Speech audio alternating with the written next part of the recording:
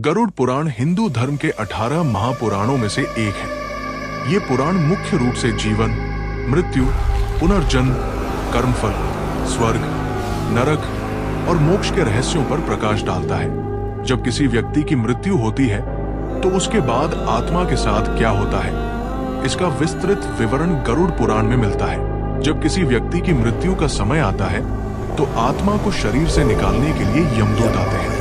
यदि व्यक्ति ने अच्छे कर्म किए हैं तो यमदूत उसे शांति पूर्वक ले जाते हैं। यदि उसने बुरे कर्म किए हैं तो यमदूत उसे भयभीत करते हुए और कष्ट देते हुए शरीर से खींचकर निकालते हैं। शरीर छोड़ने के बाद यमदूत आत्मा को तुरंत यमलोक नहीं ले जाते। गरुड़ पुराण के अनुसार वे आत्मा को लगभग 24 घंटे के लिए अपने साथ रखते हैं। इस अवधि में आत्मा को उसके पूरे जीवन का लेखा जोखा, पाप और पुण्य दिखाया जाता है, जो एक तरह से उसके जीवन का पुनरावलोकन होता है।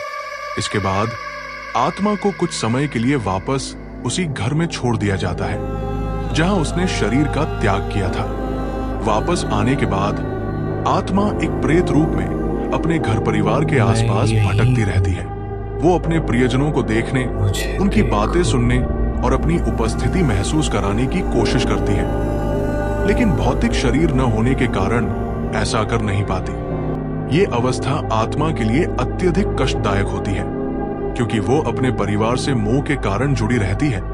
इस 13 दिनों की अवधि में परिवार के सदस्य पिंडदान, तर्पण और अन्य धार्मिक कर्मकांड करते हैं, जिससे आत्मा को आगे की यात्रा में शक्ति और शांति मिलती है।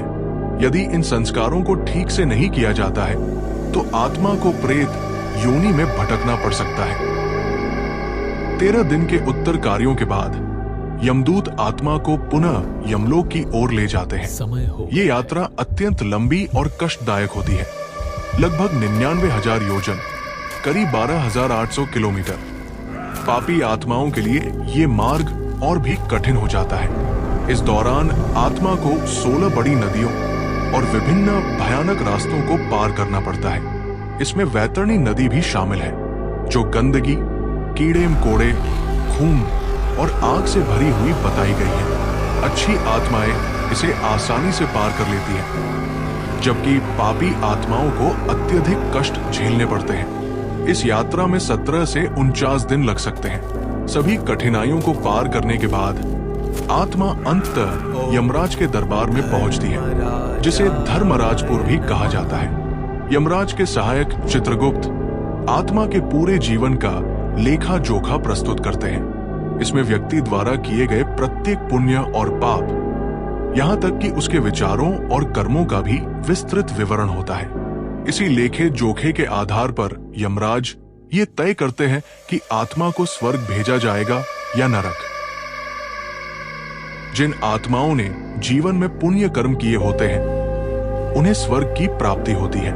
वे धर्मराजपुर में सुख सुविधाओं और सम्मान के साथ निवास करती हैं और सुखमय जीवन का अनुभव करती हैं। जिन आत्माओं ने पाप किए होते हैं उन्हें नरक की यातनाएं भोगनी पड़ती हैं। इन नरकों में आत्मा को उसके कर्मों के अनुसार विभिन्न प्रकार की भयानक यातनाएं दी जाती हैं, जैसे कि उबलते तेल में डालना, सांपों और कीड़ों से कटवाना, अंगों को काटना आदि। स्वर्ग या नरक में अपने कर्मों का फल भोगने के बाद आत्मा को पुनः पृथ्वी पर नया जन्म मिलता है। गरुड़ पुराण में 84 लाख योनियों का उल्लेख है, जैसे मनुष्य, पशु, पक्षी, वृक्ष, कीड़े मकोड़े आदि। आत्मा को उसके बचे हुए कर्मों और गुणों के आधार पर अगली योनि मिलती है। जब आत्मा अपने सभी कर्मों का फल भोग लेती है और आध्यात्मिक ज्ञान प्राप्त कर लेती है, तभी उसे जन्म मृत्यु के इस चक्र से मुक्ति मिलती है। मैं हूं आपका दोस्त मनीष शर्मा। इस वीडियो को देखने के लिए आप सबका दिल से धन्यवाद। अगर वीडियो अच्छा लगा हो तो इसे ज़रूर लाइक करें और आपके अपने चैनल सीक्रेट ऑफ डिवोशन को सब्सक्राइब करना बिल्कुल न भूलें। Thank you.